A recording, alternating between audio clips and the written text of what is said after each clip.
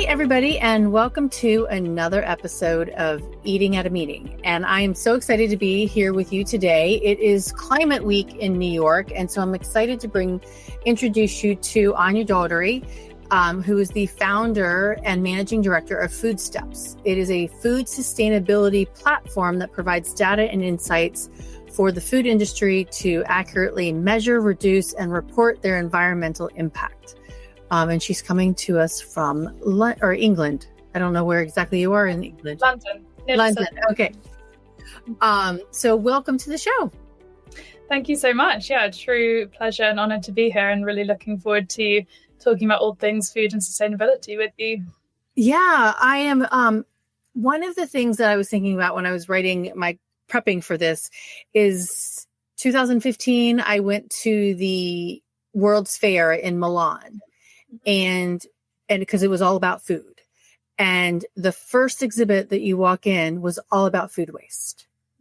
And I mean, and that really kind of came home and changed. I came home with that and really changed my perspective of that. But you, and I don't know what year it was or whatever, but you were at Cambridge and you were doing research on sustainability and it's the conducted research at the University of Cambridge on the environmental impact of food supply. It's the largest scientific study into the carbon labeling of food. Is that right? Yeah. So I guess, a bit of background on that. So yeah. I've always been very passionate about sustainability. That was what I knew I wanted to go into. But I actually started studying biochemistry because I was very interested in renewable fuels and energy. And I kind of took a random class in my second year, which was about kind of systems ecology. And I had an amazing lecture by a professor who was setting up this research group on food and sustainability. And maybe that Milan moment for you, I just kind of sat down and was like, oh, wow, this is a really significant problem. And at least at Cambridge at the time, it was kind of quite a nascent area of research. So this was a professor kind of groups there, but really kind of setting up a new group to focus specifically on that problem. Mm-hmm. So I ended up changing my course of studies and got really into that, and then joined the research team when I graduated, and spent an amazing kind of year with that early group forming some of the start of the research that we did. And as you mentioned, we did what was at the time the largest research study on the effects of carbon labeling food. So we put a bunch of carbon labels in various eating contexts and saw how they affected people's behavior. And the short answer, to kind of cut to the chase, is they do a bit, but not enough to really move the dial in terms of, getting us towards a more sustainable food system as a whole.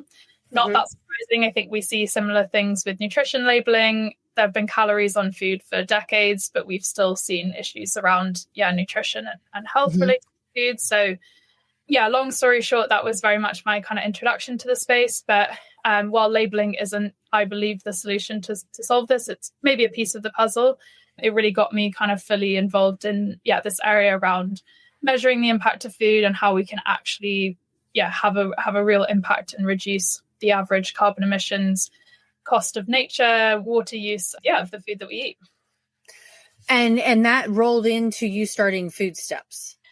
Exactly. So, I was very much kind of quite head in the data. I've always been a numbers person and absolutely loved kind of understanding for myself. It was fascinating. I mean, I was kind of reading a lot of this research around, what's the impact of, carrots versus beans versus beef, shrimp. It's you can kind of picture it. And I was getting really into the data. And I kind of had this moment sort of thinking, well, where is this out in the world? Why am I only just learning about this now? And do food companies know this? And as I was kind of going through that process, I realized that actually this research was quite new at the time. So it had been, the research had been going on for many decades, but it had sort of reached a point where there was a high enough concentration of it to start to draw out these really big themes where we could really, for the first time, say, like, definitively, the impact of animal products is on average higher than the impact of plant-based products. And those kind of trends that, maybe had seemed obvious before, but you do need a higher concentration of data to make these, claims. So, long story short, I kind of realized that data was becoming more, I guess, known in the academic sphere, but was still very kind of absent, I suppose, in the food companies, none of them knew this, and yet they were all talking about their sustainability goals and targets and what else. Yeah, I had the chance to work with actually Cambridge University themselves first and their food. So I did a big impact assessment of everything that they serve. And then I started Foodsteps from there. That's so interesting. And well, and actually a friend of mine, Natalie, posted on LinkedIn the other day. I need to go find this.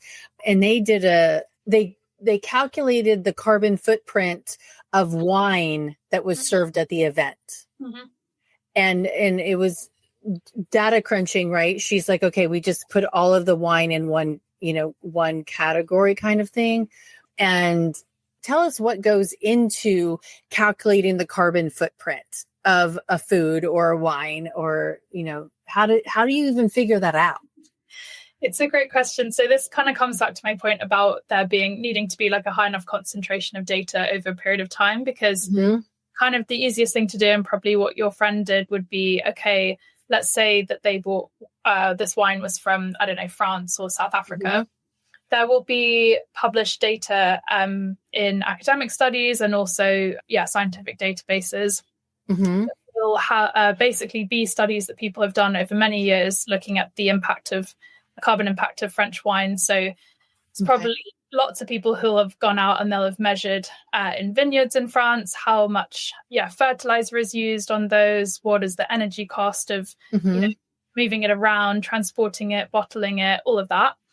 And then you can kind of take that data and say, okay, well, I'm buying a wine from France, so this is probably what the impact of my wine is based on these data points. Now that works in general for lots of foods, because there's quite a lot of data on this now around the world.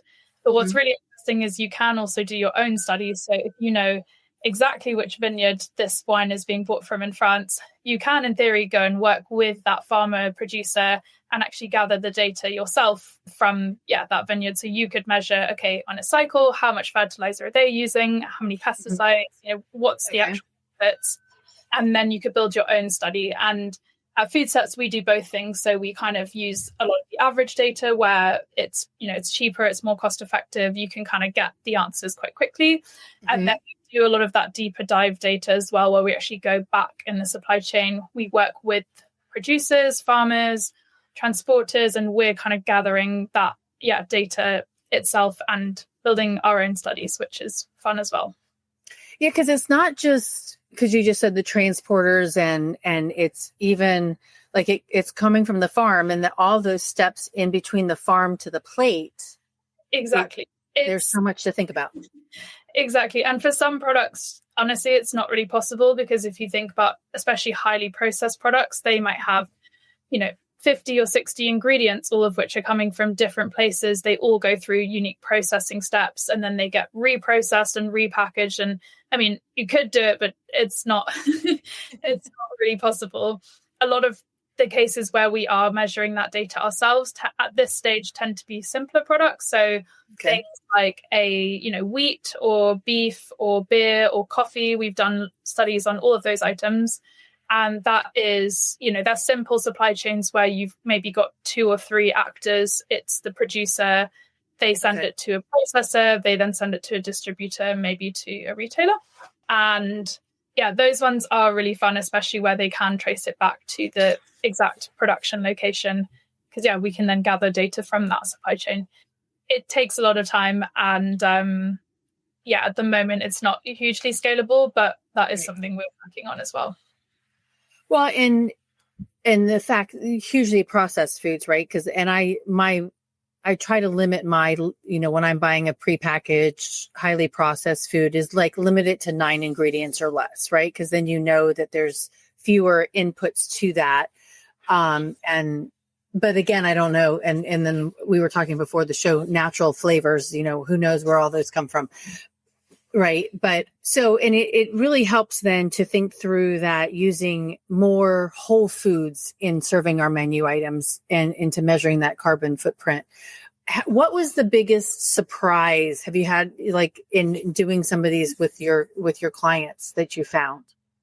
Yeah, there are always surprises, I think, especially in food, because I think, well, I mean, firstly, at least when I started this, I had the impression that you could go back and find out where food comes from. It's when you realize, oh, wow, like you really can't. And, we work with some really well-known brands that, I don't know, say they're serving a spaghetti bolognese. You would think they know what's in that bolognese, and they can't even tell you because they bought it from someone else who, it's very strange, I think. It wasn't made by grandma from scratch. Sadly not. I think, that would be very nice. I think we're past that world now. But yeah, some of the big surprises have been, I guess, one that was really interesting. So we did this kind of deep dive back into a fish supply chain with a company. And they were buying fish from Vietnam, which is quite common in the UK for some forms of farmed fish. And we went a step further and actually we're looking into the feed that was going into this fish supply chain, because the fish, they get fed. And we, the meal included rice and soy, which were not very surprising. But then when we looked into the soy, that was coming from a kind of undisclosed location in South America. And we actually just couldn't verify where that was coming from. And that represents quite a big deforestation risk in the supply chain for that fish. So, this is a company that is very widely used in the UK from a consumer perspective. I think most people would really not assume that the fish they were eating could be contributing to deforestation in South America, but are really the realities of the food system that we have built, and also the lack of transparency that I think most people would be very shocked to learn about. That probably wouldn't imagine that at all when they're sitting down for dinner. Well, that's so much to unpack, because wow, that's a lot to think about. And going back to what you said at the beginning too about the labeling, and that you all realized in your study that putting that information on the label really didn't impact people's choices, right? Yeah. It's more of having, we could probably say that with a lot of things going on right now, just sitting down and having a conversation, right? And learning that, because you're not going to necessarily get that from a label. But how do we, and I'm going to jump into the conversation that we were having beforehand, before we went live. And because you do work, some of your clients are in food service, and I want to say mass produced food service, but large food service, scaling large food service.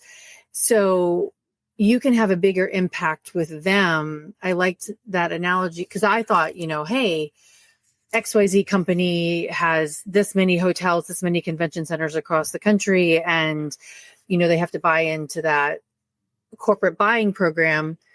But you said to me, but it's actually easier to change, because we can say, hey, corporate buying program, this is the butter to buy, or this is the beef to buy because it has a lower carbon footprint, and then push that out to your exactly. I think, this comes to the question of kind of how do we affect change across the system? And I think that, in an ideal world, we would all be kind of people who saw information and kind of made decisions that probably in the moment, align with our truest values. That can be very hard when we're also faced with things like, cost and other factors that really do impact people more. And so, what we were kind of discussing was like, how do you affect change in the system? And it's actually very hard to change consumer behavior on a bigger scale. You need lots of interventions. A lot of the nudges, they do work, but they can be more kind of 5, 10, 15% range. So what we were kind of discussing was around, I guess, that B2B model, which is what we do at Foodsteps. So we work with a lot of large food companies. And while, that has its challenges and limitations, I'm sure we could get to shortly. One of the benefits is that often you have a single decision maker in those businesses who's actually responsible for a huge, kind of, if you like, of kind of effect. So if they change one thing, like change the way they source the butter or decide to use less butter in a dish, that might affect tens of millions or hundreds of millions of meals in one decision. Trying to do that from a, kind of population level effect is really challenging. So I think it's about kind of thinking about where in the system you can make those changes, and ultimately we need it from lots of angles, but that's one of the angles that we go for at Foodsteps, is that B2B, working with food businesses, finding those key decision makers, and hopefully having a big effect, because back to my previous example, like if we can decide or help to educate one person in a food business who's buying that fish from Vietnam, that's a big risk from a deforestation perspective, they can choose to make that change and affect all of the fish that company buy and sell and serve to people. Yeah, and that's one way to make change in the system. Well, and then I said too, is like, hey, making that change, then you've got to communicate it down the whole path of, when it gets to that plate, right? Because there's so many decisions being made, especially in the events world, that buyer's buying it for, I'm just going to say all of Hyatt, right? And how do the communication needs to be spread down saying, hey, this is why we're buying this specific butter or this specific thing. All right, somebody just put on here. Let's see what they have to say. So fascinating. I'm really interested to understand the push-pull dynamics here, if possible. Whether businesses are proactively looking to improve their green credentials to enhance their brand, or whether they must meet certain standards as enforced by XYZ policy body. Both, neither. Understanding environmental impact is such an important work, but it can be a high effect. So just wondering about prioritization in your customers' minds. This is such a great question. So my thoughts on this are that, like with many things in the world, you'll see a big spread, so there are some businesses who really are looking to do this proactively, and that may be, often it probably is from a selfish perspective to improve their own green credentials and their brand. And there's, and that probably is the minority. Let's say it's kind of 5%, maybe 10% if we're being generous. The remainder are not going to do this work until there is regulation and there's a higher cost to them of not doing it. But I do think that 5 to 10% are extremely crucial in showing that there is a pathway to do this and ultimately influencing the policy that will then apply to the remaining 90 to 95%, because policymakers and our experience of engaging with them are incredibly cautious. Like, they will not put out regulation until they can see that there is traction within, the business community and examples of how this can be achieved. So that 5 to 10% that are kind of putting their heads out and doing it first, they are the ones who, are kind of, I think, paving the way for what we really need, which is regulation in the space, because the vast majority will not do this until there's a higher cost of business without it, if that makes sense. Totally. And I have the same feeling on food allergy labeling, right? In understanding that, and with a lot. And I did log on to LinkedIn. So I did see that was Rosie. So Rosie, thank you so much for that question. And it really does, with all of this, I'm like, do you do it because it's good business, or do you do it because it's good for the environment, or do you do it because, I want you to do it for both of those reasons, but I also want you to, I don't really want to force regulation down on you, but that's kind of the only way it will happen. Right? Yeah, exactly. I think, from what I've seen, you have individuals definitely within businesses who are doing it for environmental reasons. I think that as much as we like to maybe think this is possible, I think businesses are structured in such a way that they act in their own interests. So they are doing it because they think it's good for their business. Yeah, we don't need to get into like a wider philosophical about that, but I guess should be our expectation. And I guess it's kind of, how do we work with that to then, ultimately, I think, get to the place that we all want to get to, which is having good regulation here, because the whole space won't move until that happens. Right. And then how do you, I think in New York right now, because it's Climate Week, there's a variety of people from all across the globe. They're having these conversations, right? How do you do that across nations, right? And how do you do that within one country, and then first of all, and then across the nation, or even a continent, and then across the globe? Get everybody to think not the same way, but to see the greater good of that. Yeah, that is a real challenge. It's definitely one that I think is quite an interesting question from the UK perspective now, because obviously we're no longer within the EU. And so from a policy perspective, there's been a real, I guess, kind of, push and pull between, do we align to the EU? Do we try and kind of do our own thing? Where does that lead us in relation to, other trade deals and things that the government's trying to push forward. I think there have been some good channels, I think, here, in terms of engaging with the EU, but also, I guess, a recognition that the UK maybe wants to take its own path a bit. And in some ways that is, I don't necessarily see it as a bad thing, at least at this early stage, like the way the UK is kind of forming some approaches to measuring the environmental impact of food are seeming quite different from the EU, but some of them I do think could be better. And maybe there is an opportunity for, kind of co-learning there. But I don't know if I've got the answer to how we sort of... I don't think anybody has that answer. I would agree that it's that would be a dream world where we really can, come together and, Right. All right. And Andrea just piped in here. How do you see the conversation around reporting on nature risk supporting the GHGE carbon agenda? And can you, coming from me, can you please explain out what the GHGE/carbon agenda is? That's the greenhouse gas emissions /carbon agenda.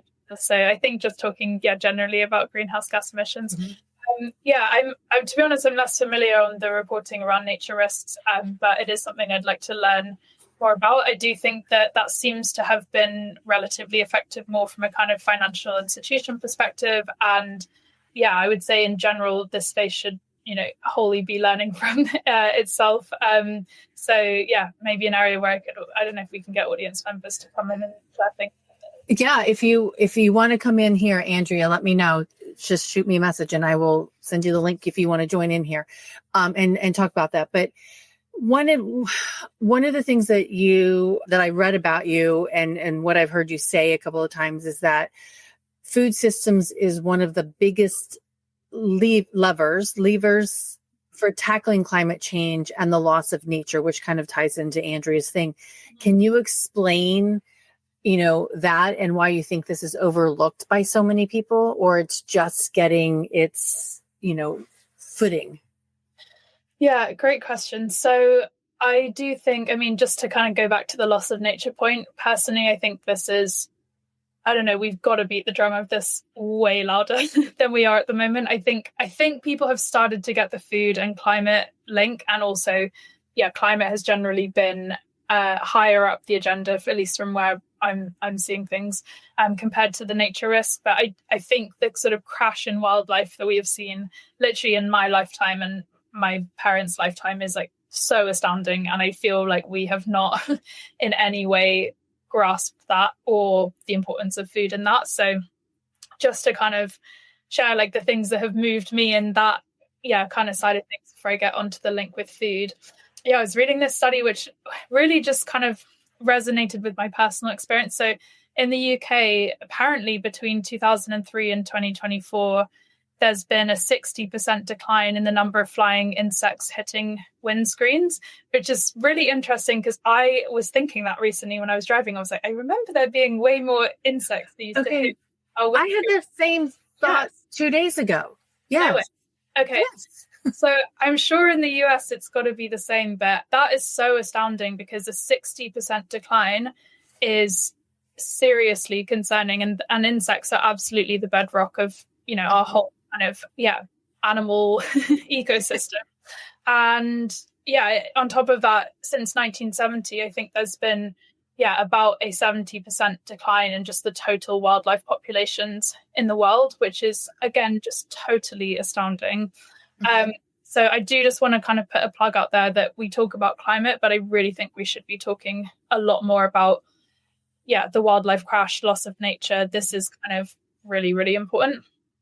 And then, to go back to the link with food, food is it's one of the biggest drivers of habitat loss. 70 to 80% of habitat loss is due to, basically expansion of cropland. And that itself is one of the top 3 drivers of, biodiversity loss. Mm-hmm. Food, we've got all of our pesticides. We're dumping like tons of chemicals on the land all the time, which are literally toxic to life. So why are we that surprised that it's killing life? And food is, about a third of global greenhouse gas emissions. And the confluence of all of these things, like we're losing habitat, we're pouring chemicals on the land that kill life, and we're changing the climate. And all of those things together, plus some others, are totally, I don't know, they're just, magnifying themselves. I think we should really see the food system as, I guess the key contributor to that, but then also the area where we should focus our efforts on, actually righting this problem. Okay. Yeah. I mean, and you don't think about it, when you're clearing land, and actually where I live right now, they're clearing land to widen the road and make it a highway. So we've got lots of deers and all these animals moving in. We've had them, but I think they're more populated because they're losing their land where the forests where they were, right? Moving into the neighborhoods a lot. All right. So Andrea, go ahead. Yes, I really want to agree with Andrea here. So I absolutely love this point. I think, part of the backlash that we're seeing against climate, while I think we really, really need to fight that and make sure that we're always putting science at the heart of, the discussions that we're having. I think that it is a really difficult thing to communicate, right? Because who intrinsically cared about carbon dioxide before they were told that it was impacting the climate and then could impact, your livelihood? I don't think instinctually we kind of, as humans, know that there's a value to carbon dioxide. That's something we've had to learn. And, that's important. We should really work on educating ourselves and others and, focusing on science. But one of the real, I guess, kind of opportunities with the nature crisis is that I think we do feel intrinsically connected to nature. People, have their own direct experiences with that. It really tangibly impacts, your day-to-day life. Like, I remember seeing more insects. I remember there being more songbirds, like these types of things. And it's also, I think, much more emotive and can really connect to people's culture, their heritage, their kind of sense of belonging in places. Andrea is definitely right that one of the real challenges is it's so hard to measure nature, whereas, greenhouse gas emissions have kind of the opposite problem. But I do think that this is really a space where there's a lot more opportunity, but also a really urgent need to, kind of bring this to life, because we might be running out of time. Like a 70% decline since 1970. To me, my brain goes, okay, well, that can't be that long until 100% because there's not that much time. Like so it's something definitely we're looking at working on more within Foodsteps, is this link to biodiversity. And do we even call it biodiversity? Because does that kind of sound too, I don't know, dry? Maybe, wildlife crash or nature crisis. I don't know. Thinking about the words that we can use as well to try and bring this to life. Right. Well, because you're trying to change consumers' minds, businesses' minds, and consumers' minds. But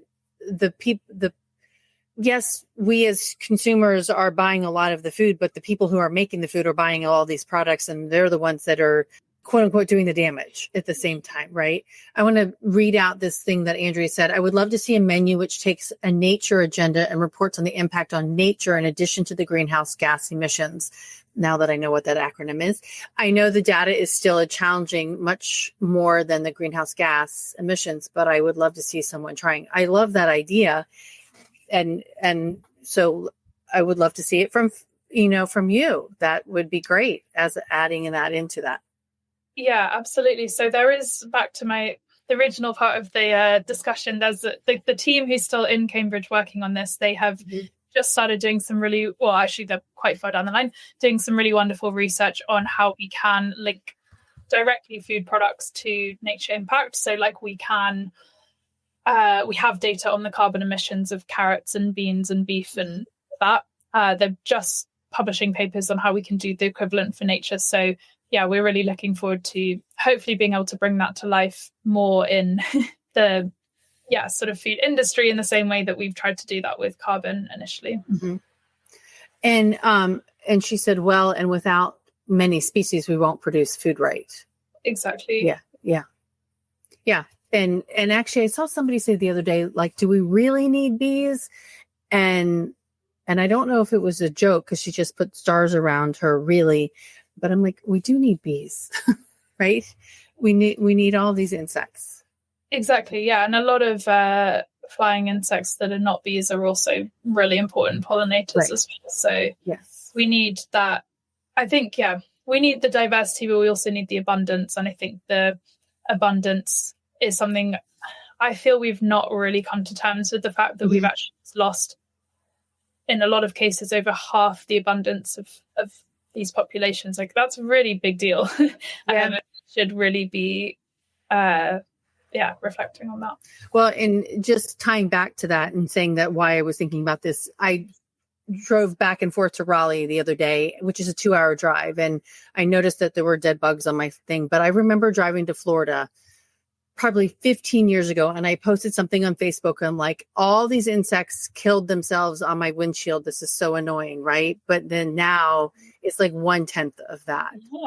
Yeah. No, it's really noticeable. Yeah. I feel it in my own life. I remember when we used to drive to my grandparents' house, that, as a kid, that was kind of something it was just an entertainment thing. I had that thought myself. I was like, has this changed, or is that just my imagination? Then I looked it up and I was like, no, there's been a 60% decline in the UK, literally in, not even my full lifetime. So very concerning, very concerning. That is very concerning. So what are the key challenges? I think we've talked about it a little bit for companies to reduce their emissions today. I'm like, and what can they do to drive that action? I mean, because getting the full length of where all the food comes from that's probably one of them, right? Yeah, I think access to the data really is one of the key challenges, and that is what we try to work with companies to solve. Mm-hmm. So I would even say, taking a step back from kind of going all the way down the supply chain, like even having at a food item by food item level understanding of what their impact might be on an average basis is still a big step for companies. So currently, if you're a food company, you might be trying to understand the environmental impact of your food.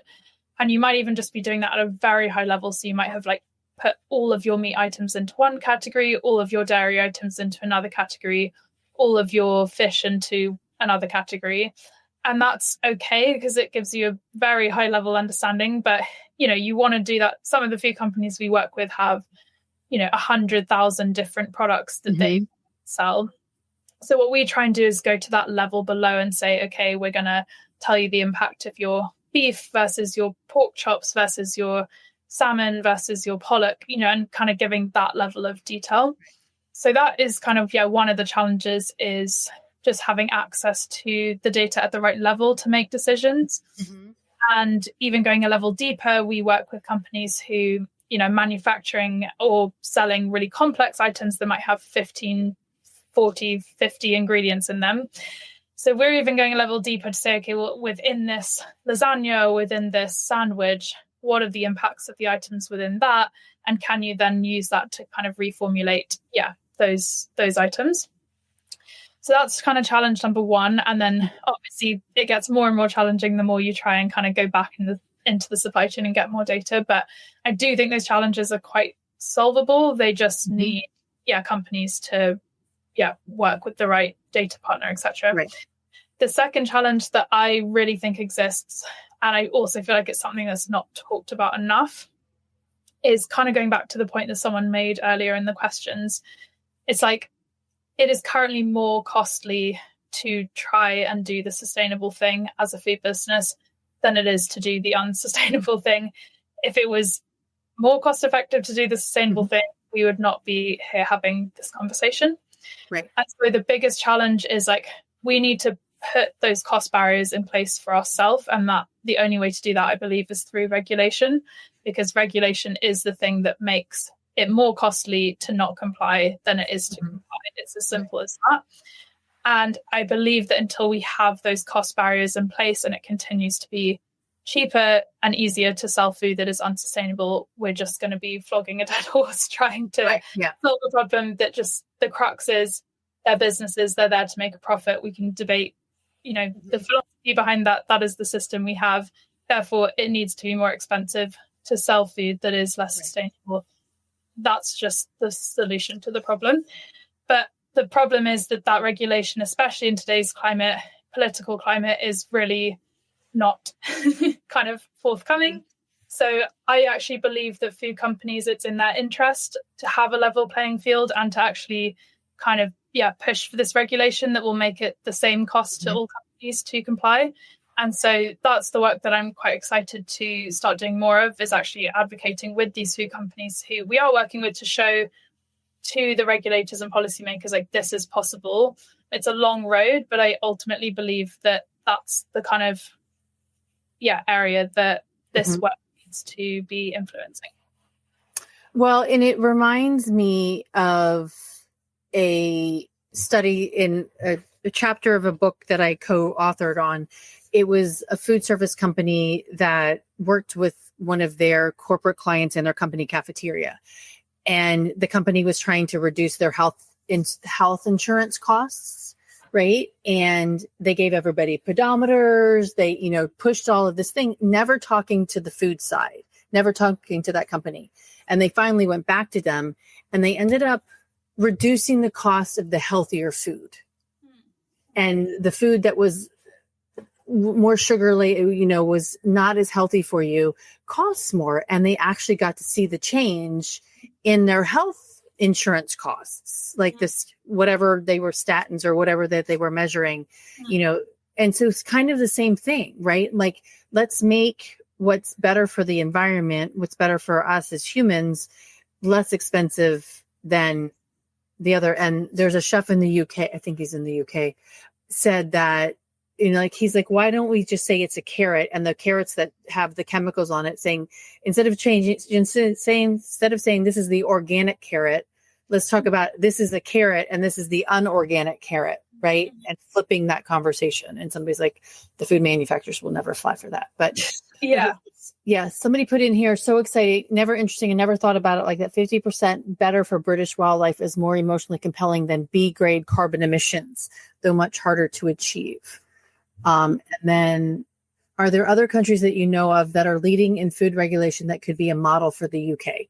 That is a great question. I don't feel there are those that are kind of majorly, there's always interesting policies, I feel like, that come out of places like New Zealand that are often more willing to kind of try different agricultural policies and things. I know when we left the EU, there was some look at different models like that.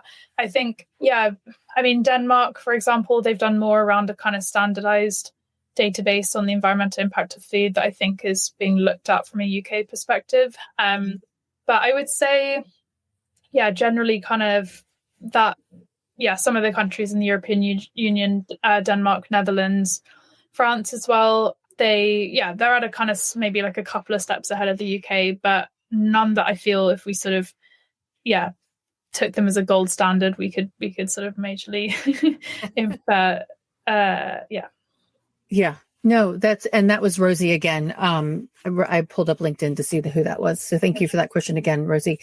Kind of going back to your data thing, is a quote that I found you saying, companies are drowning in data, but starving for insights. Businesses can get overwhelmed by reporting requirements. And so they tend to focus on compliance rather than using data to drive actual change. Mm-hmm. So that kind of looking at that regulation, that compliance thing as well, those two need to work together. Yeah, exactly. I do think that in the absence of clear, one of the big challenges in this space is that there is no standardization for how to measure the environmental impact of food. There's no standardization for how to report it. And we see a ton of wasted time and effort from companies who are, really kind of drowning in like this sea of uncertainty around, are we calculating this right? Are we reporting it right? There's so much uncertainty and lack of direction on that's unfortunately wasting a lot of time and means that people can't focus on the actual work itself, which is the insights, the decarbonization. So I feel like the regulation should be there to make it very clear and standardized, and just take all those questions off the table about how do we do that reporting, and that can then open up the kind of energy and space to actually focus on what matters, which is using the data to drive the changes. Right. We have standardization around so many things, like globally, right? Everybody knows what a stop sign means. I think we will get there on carbon data. Mm-hmm. Again, it's just it's disappointing to see the kind of I guess political climate not be as accepting, I think, of mm-hmm. this at the pace that it needs to go. But I do think that it's probably going to reach a threshold at a certain point where it becomes completely, probably at the point where it becomes totally chaotic, like more chaotic than it currently is, where no one can understand it anymore. And then hopefully we will all align around better ways to, do this stuff. Right. Andrea just asked, I wonder whether countries which have a higher self-sufficiency than the UK would be working on stronger standards, but that could be wrong. Interesting. I guess kind of standards from what perspective? Like if we're talking about greenhouse gas emissions reporting and things like that, I think that is mostly being driven by how strongly countries are working on their net zero policy and I guess plans for different industries to align with that. And that has tended to be the European countries. I don't know how much that correlates with self-sufficiency. Totally like side point, but you did say you like to do side points. So yes, I do. More interested recently as well in kind of some of the pieces around, like food safety and storage. So how much food kind of storing in case of disasters and things, and that's really interesting. There's a huge variation. I was learning that Switzerland have got food for the whole country for a certain number of days. What? Wow. I think Finland have got it for a crazy amount of time. I don't want to be quoted on this, but maybe like over 3 months or something they have food for the entire country stored. Wow. I don't know if we have any in the UK. We'll have to find out, but it's quite interesting. So different countries sort of food security question in very different directions, it seems. Right. Well, and food security is a huge topic of conversation globally, and how we can do that. And like, that's a lot of canning, right? Or however they're storing it. Yeah. I don't know. I mean, have to big grain stores, I think. What's one message that you would like catering companies and things to understand about climate change and what they can do? And I know you've worked with some, and what can we do as meeting professionals in the hospitality side to really think through our impact on climate change and the food that we're serving?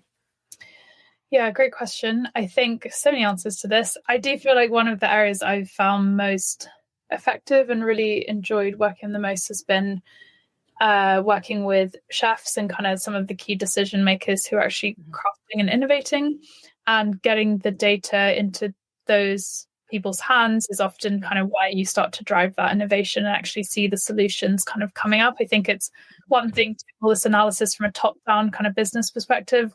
It's another thing integrating it into the way that food companies work. And I'm always really inspired by what we see coming out of those sessions, and also what we're seeing in general.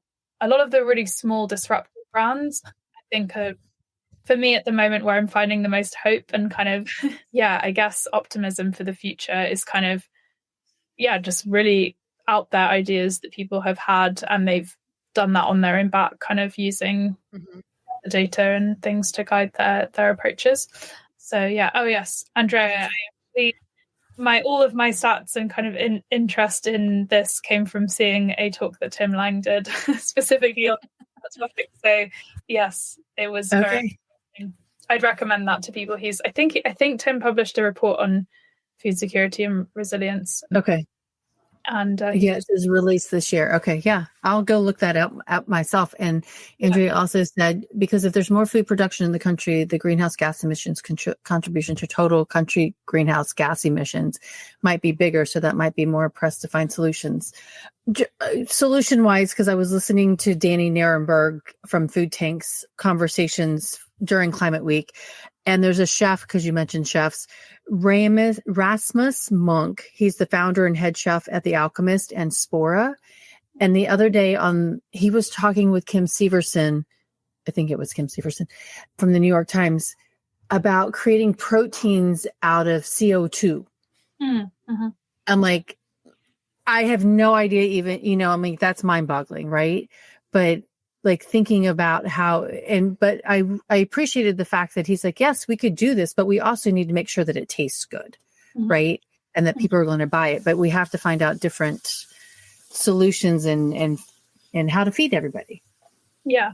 As I was saying, I'm finding a lot of optimism and excitement from those disruptors. I think there are some really just really amazing, really small companies. And we were talking companies with, I don't know, a handful of people in them. And we've had the privilege of working with many of them, like across beer, that's a lot lower impact because they're using renewable energy and using waste food within the beer production. We've grown more regeneratively, so a lot lower inputs on the system. That's been really interesting. Worked with a very small coffee company who were kind of really looking at their traceability and sourcing from regions with low or no deforestation. Even, some meat producers who are really trying to look at how they can, source feed and kind of manure production, processing, these types of things. I'm loving seeing where a lot of these kind of more, right. And often I think they do start small because they're, small teams who kind of got a new idea. But I think they are the ones who are really actually capturing the eyes in a lot of cases of the big companies, because those companies are trying, they are trying to solution scan and be like, oh my God, we've got a major problem. And none of our suppliers, well, some of them are, but trying to see these novel techniques and things. So I'm finding a lot of inspiration and optimism from seeing those kind of solutions. And then the question is, how quickly can they scale, and do they still work at scale? So when does it become that this is second nature, right? That's what we do, right? Versus having to put a label of this is organic, right? And even going back to like way back when we started is like changing consumers' perceptions. Like this is how we eat because it's better for the environment, versus putting all these labels on a variety of different things and trying to change consumers' minds when it's just, this is the right thing and this is how we should be eating. Yeah, I think for me, it does go back to the regulation point, which is I just do not believe that we can have that type of system without regulation that has some guardrails on the type of food.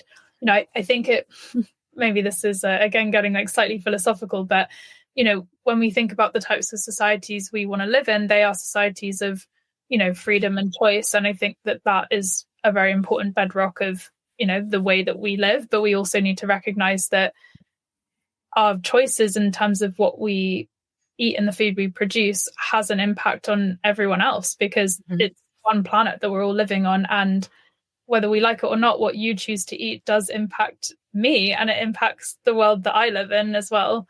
And yes, we need to find the right balance between, having that choice, which is something we all kind of have fought for, but also recognizing that there has to be guardrails and limits on that, because at the moment, we're just, right.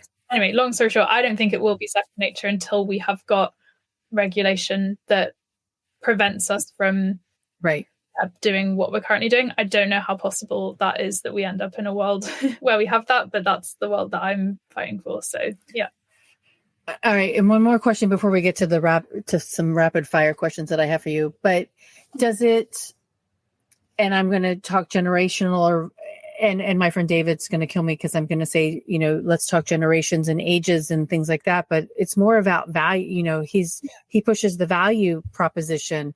Yeah. And is there a different value proposition from different generations to make keeping this from happening, or and then who's pushing it? Yeah, I think it's really, I love, but as soon as you said generation, like one of the things that I really think back to is just how much our diets have changed in, 2 generations. So my grandfather grew up on a tiny farm in rural Ireland. And when I ask, his brothers who are still alive about the food that they used to eat, it was like they grew everything in their garden. They had, they bought like their own flour just from, I don't know, the neighbors. They did all their own milling and all this type of stuff. And then they would eat, like an egg a week.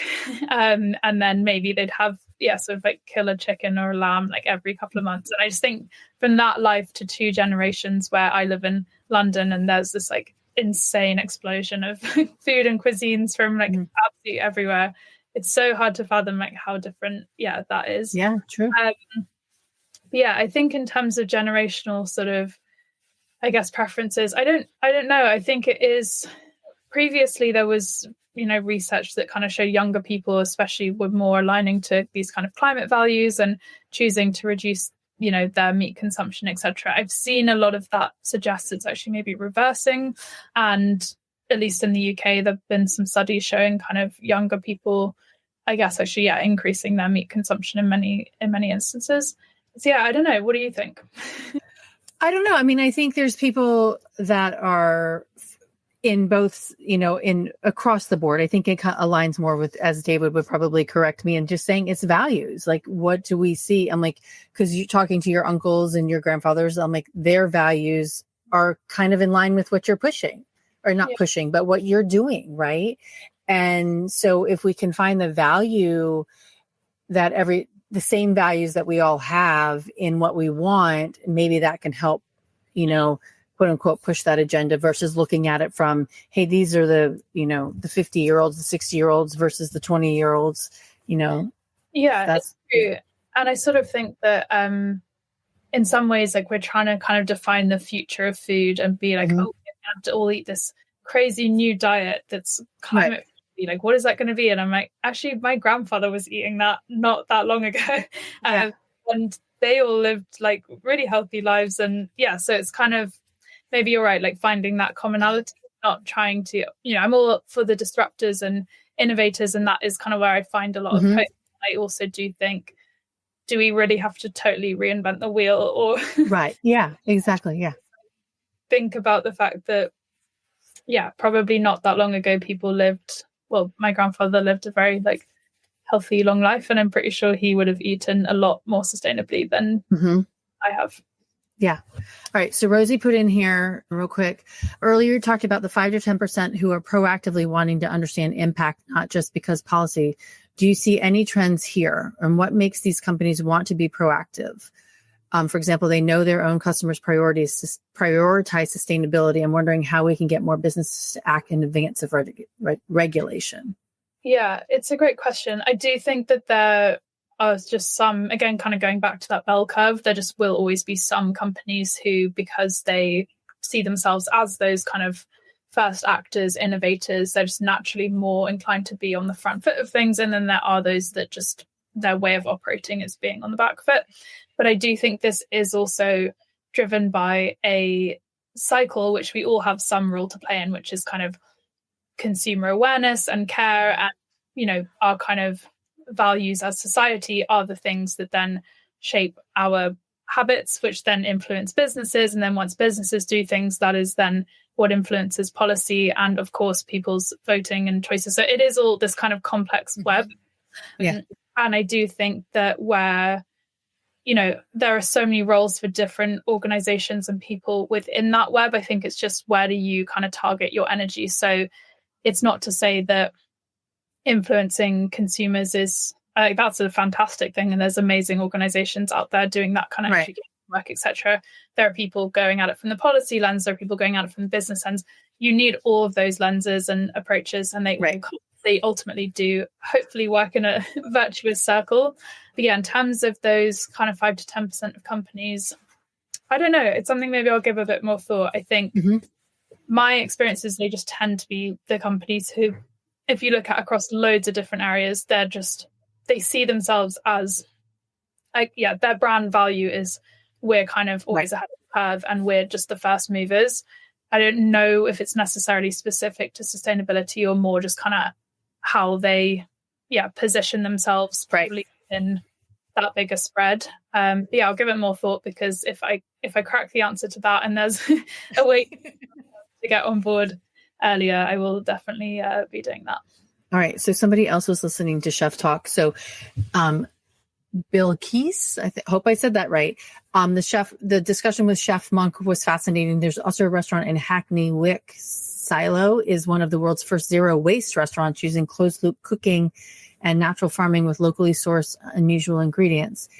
Should chefs like Rasmus drive real change in how we eat compared to companies whose efforts are more focused on compliance? Yeah, I think, given compliance at the moment is pretty limited, I do think that those, kind of going back to those innovators and disruptors like Chef Rasmus. I mean, those are the people who are really kind of showing what's possible. And I think, yeah, they're the ones who are actually kind of changing what's on the plate in the world. And ultimately, yeah, through that kind of virtuous circle, I do think that comes back to influencing policy, because we can show what's possible, and we can show that we can have a functioning and thriving economic system that is more sustainable. But we need the policymakers to see that, and that requires those early movers to show what's possible. Well, and my friend Sarah just got back from the James Beard Foundation's Chefs for Policy Change, and really it helped her see things differently, and how she can, as chefs, have impact on policy and regulation and things. So I'm really interested in seeing what comes of that from what she learned on that. And all right, one last thing from Andrea. Bilgus systems change requires many different actors working synergetically. So the answer is yes, but they need support. Yeah. Yeah, I'd agree with that. So I think back to the kind of virtuous circle I was trying to paint, if you just attack it from one lens or one angle, it doesn't work. You do ultimately need all of those things happening in, So I think, it's just about picking your lane, and we're really focused on helping food businesses accelerate their journey to sustainability. And that's one part of it, but we, very much welcome the full circle. Yeah. We got lots of hearts over here on LinkedIn flying up in the air. Yay. Okay. So five rapid fire questions. What's one ingredient you'd love to see used more sustainably? I would love to see more pulses on the menu. So I think pulses are kind of the wonder food. They're great for the soil. They're great for our health, very rich in protein. They're low impact. And at least in the UK, we actually have quite a good climate for growing them. So I would love to see more pulses on the menu. Okay. If you could remove one sustainability buzzword from the industry, what would it be?